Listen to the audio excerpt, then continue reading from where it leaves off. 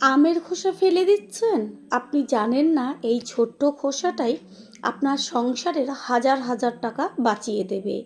প্রতিদিনই আমরা আম কেটে খোসাগুলোকে ফেলে দিই, কিন্তু এই খোসার ভেতরেই লুকিয়ে আছে গোপন টিপস, যেটা জানলে আপনারা অবাক হয়ে যাবেন আর খোসা কোনোদিনই ফেলবেন না। কিভাবে শুধুমাত্র আমের খোসাই হাজার হাজার টাকা সংসারে বাঁচাতে পারে সেটা জানার জন্য সম্পূর্ণ ভিডিওটা কিন্তু দেখতে হবে। তাহলেই আপনারা বুঝতে পারবেন আর কোনোদিনই খোসা ফেলে দেবেন না। নমস্কার বন্ধুরা, শ্বশুর বোমা রান্নাঘর অ্যান্ড ব্লগ চ্যানেলে সকলকে স্বাগত। তাহলে দেখে নেওয়া যাক শুধুমাত্র আমের খোসাই কিভাবে সংসারের হাজার হাজার টাকা থেকে খরচ বাঁচিয়ে দিতে পারে। প্রথমেই এইখানে আমি বড় সাইজের দুটো কাঁচা আম নিয়েছি। যেহেতু আমগুলো অনেকটা পরিমাণই বড়, সেই কারণে আমের থেকে অনেকটাই খোসা বেরোবে। এরপর একটা আম নিয়ে তার সামনের মুখের দিকের অংশটা কেটে বাদ দিয়ে তারপর গায়ের থেকে ভালোভাবে খোসাটাকে ছাড়িয়ে নেব। খোসাটা সম্পূর্ণ ছাড়িয়ে নেওয়ার পরে যে আমটা থাকবে, এই আমটা দিয়েও আমি আচার তৈরি করব। সেই আচারটা অবশ্যই অন্য কোনো ভিডিওতে শেয়ার করব। দুটো আমি কেটে নিয়েছি আর আমের খোসাগুলো দেখা যাচ্ছে যে কতটা পরিমাণ খোসা বেরিয়েছে। বীজগুলোকে আলাদা করে বাদ দিয়ে ফেলে দেব। এবার খোসাটাকে নিয়ে তারপরে একটা পাত্রের মধ্যে অনেকটা পরিমাণ জল নিয়েছি আর জলের মধ্যে আমের খোসাগুলোকে সব কটাই দিয়ে দেব। দিয়ে ভালো করে হাত দিয়ে বেশ ডলে ডলে খোসার থেকে নোংরাটাকে বাদ দিয়ে 3 থেকে 4 বার জল পাল্টে পাল্টে ধুয়ে নেব। এইখানে গ্যাসের ওভেনে আমি দিয়ে দিয়েছি জল, আর জলের পরিমাণটা একটু বেশি দেব। জলটা যখন হালকা একটু গরম হবে তখন ওই যে খোসাগুলোকে জল দিয়ে ধুয়ে নিয়েছিলাম সেই সম্পূর্ণ খোসাগুলো দিয়ে দেব। আর জলের পরিমাণটা কেন একটু বেশি দিতে হবে, কারণ খোসাটা ভালোভাবে সিদ্ধ হবে। আমের খোসাটা তাড়াতাড়ি সিদ্ধ হয়ে যাবার জন্য একটা ঢাকনা চাপা দিয়ে দেব। আপনারা সত্যি দেখলে অবাক হয়ে যাবেন যে এরকমও আমের খোসা ব্যবহার করলে যে এতটা পরিমাণ সংসারের সাশ্রয় হতে পারে। 4-5 মিনিট বাদে ফিরে এসে দেখাই যাচ্ছে যে আমের যে খোসাটার গায়ের কালারটা সম্পূর্ণ চেঞ্জ হয়ে গেছে। ঢাকনাটা সরিয়ে দিয়েছি আর চেক করে নেব যে খোসাটা ভালোভাবে সিদ্ধ হলো কি না। খুন্তি দিয়ে আমি একটু চেক করে নিচ্ছি। দেখাই যাচ্ছে যে খুব সুন্দরভাবে নরম হয়ে গেছে খোসাটা। গ্যাসটা অফ করে দেব। এইখানে কেটে রেখেছি লেবু। দুটো লেবুর রস আমি করে একটা পাত্রে রেখে দেব। আমের খোসাটা তো সিদ্ধই হয়ে গেছে, একটু ঢাকা থাক। আর অন্যদিকে আমি সম্পূর্ণ লেবুর পিসগুলোর থেকে রসটা বের করে নিয়ে ফিরে আসছি। এবার জলের থেকে আমের খোসাগুলোকে তুলে একটা পাত্রে রেখে দেব। জলের মধ্যে কোনো রকম যেন খোসা না থাকে।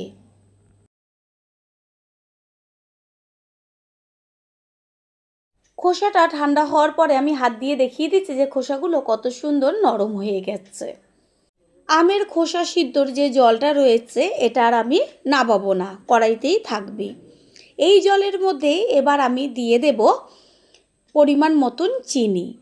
চিনির পরিমাণটা একটু বেশি ব্যবহার করতে হবে আমের জলের অনুযায়ী। এর মধ্যে আমি ব্যবহার করব 1 চিমটে ফুড কালার।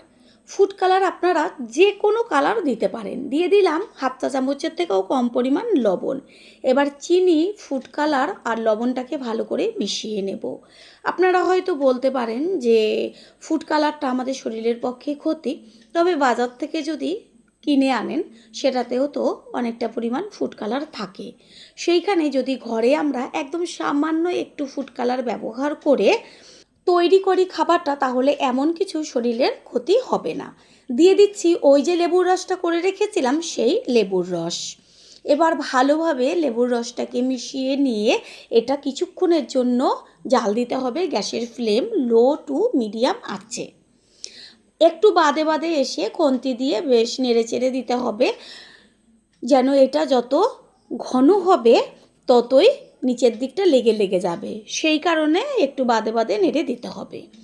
পুরনো বন্ধুদের সবসময় আমাদের পাশে এইভাবে ভালোবেসে থেকে এগিয়ে নিয়ে যাওয়ার জন্য অনেক অনেক ভালোবাসা। এতটুকু ভিডিও দেখার পর আপনারা হয়তো ভাবতে পারেন যে এটা কি তৈরি হচ্ছে। দেখতে থাকুন, আপনারা সত্যিই অবাক হয়ে যাবেন যে একটা কি টেস্টি খাবার তৈরি হতে চলেছে। প্রথমবার যারা আমাদের চ্যানেল ভিজিট করছেন তাদের আন্তরিক শুভেচ্ছা ও অনেক ভালোবাসা। আমাদের রেসিপিগুলো যদি ভালো লেগে থাকে সাবস্ক্রাইব করে দেওয়ার অনুরোধ রইল ও পাশে থাকা বেল আইকনে ক্লিক করলে পরবর্তী ভিডিওগুলো সবার আগে আপনাদের কাছে পৌঁছে যাবে। ঠিক এইভাবে একটু সময় নিয়ে শিরাটাকে জাল দিয়ে নিতে হবে। দেখতে পাওয়া যাচ্ছে যে সেই আমের খোসার জলটা কতখানি ঘন হয়ে যাচ্ছে। এইভাবেই ঘন করে জাল দিয়ে নিতে হবে। এটা সম্পূর্ণভাবে হয়ে গেছে, এবার গ্যাস অফ করে দিতে হবে। কারণ এতটুকু না নামালে এটা ঠান্ডা হওয়ার পরে এতটাই জমে যাবে যেটা দেখলে আপনারা অবাক হয়ে যাবেন। আমি হাতা দিয়ে তুলে দেখিয়ে দিচ্ছি যে কতখানি লিকুইড থাকা অবস্থাতে নামাতে হবে। এটা যেহেতু গরম রয়েছে ঠান্ডা হতে দিতে হবে।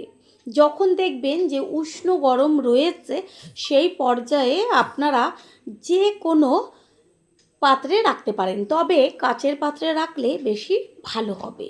আমি এইভাবে এখানে একটা মাঝারি সাইজের কাচের পাত্র নিয়েছি, তার মধ্যে সম্পূর্ণটা ঢেলে দেব। এটা যখন ঠান্ডা হবে তখন জ্যাম হয়ে যাবে, একদম বাজারে কেনা জ্যামের মতন গন্ধ, তেমন টেস্ট আপনারা পাবেন। সেটা ঠান্ডা হওয়ার পরে আমি দেখিয়ে দিচ্ছি যে কতটা সুন্দরভাবে জ্যাম তৈরি হয়েছে। সম্পূর্ণটা বয়ামের মধ্যে ঢেলে নিয়েছি, দেখিয়ে দিচ্ছি যে কতটা লিকুইড রয়েছে। এটা যখন ঠান্ডা হবে সেটাও আমি দেখাবো যে কিভাবে জ্যামটা তৈরি হয়েছে।